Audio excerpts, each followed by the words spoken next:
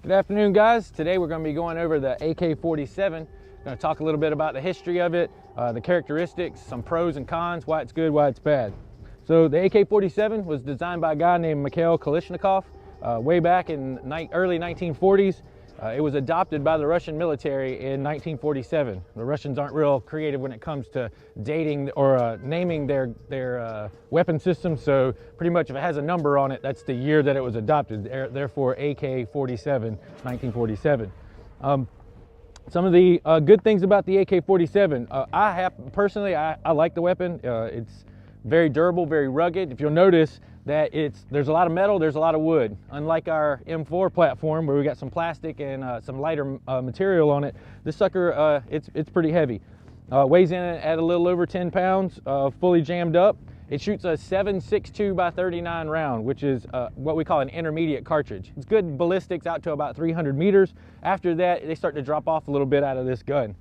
On the AK-47, it is a piston-driven weapon, meaning that it's shoulder-fired. There's a piston inside of it that is operated by a gas system. This is the gas tube on it right here, and the gas flows down here. It operates the piston, which operates the bolt carrier group.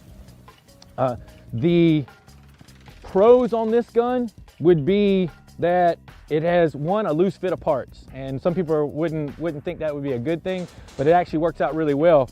This gun is mass produced in multiple different countries that put it out, and so you can find a couple of broken ones on the ground and cannibalize them, put them all together, and pretty much can guarantee that you're going to at least get one working gun out of it. So that loose fitting apart, that's actually a pretty good thing. It also helps with dust, corrosion, dirt, all that crazy stuff that you get in them. You can pick them up out of the mud and the dirt, shake it out, and it's usually pretty good to go. It has a chrome lined barrel, that's good. It's very resistant to corrosive ammunition, and that's what you're gonna find a lot of corrosive ammo that this gun has a tendency to wanna shoot. It has double rope springs inside, so that means that the hammer spring, the trigger spring, they're very durable. They're gonna last a whole lot longer.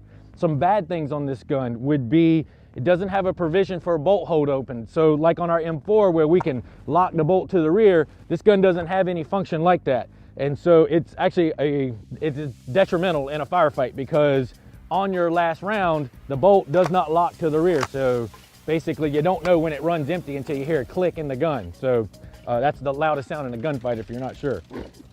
So no bolt hold open provision. Also makes it difficult to do an unload show clear because you can't keep the bolt locked to the rear. You actually physically have to hold it back the entire time. Now the selector switch on this gun, if you'll notice, is on the right hand side, unlike our M4, which we normally can leave our thumb resting on it, and we have a pretty positive knowledge of where our safety selector switch is. With the AK-47, it's hard to do with our hand on our primary fire control. It's very hard to manipulate that selector switch. For most guys like myself, what I'll do is I'll actually just keep my hand resting up here on the magazine and leave my thumb on the safety selector switch. I can still keep one hand free to open doors, hold a flashlight, shake hands, kiss babies, whatever. But with this one, if I needed to, I can quickly manipulate the safety selector switch as I'm bringing the gun up and get on target. So that's just a technique that we can use there. So now that I've gone over the couple of the good things and bad things about the AK-47, I'm going to shoot a couple rounds, take you through a couple of the different modes of fire. So this gun here is a semi-auto and a fully automatic gun. On the side of the weapon here, you actually have 3 different notches. All the way up is safe. In the middle, it's got a little infinity symbol. That's the fun switch. And then all the way at the bottom, it's got a 1. That's our single shot mode, all right? So we'll shoot a couple single shots with it.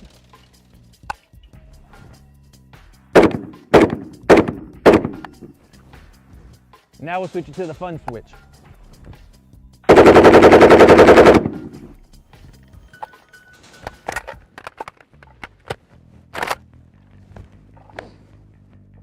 So that's a quick review of the AK-47. If you have any questions or comments, leave them in the section below and we'll get back to you. Thanks.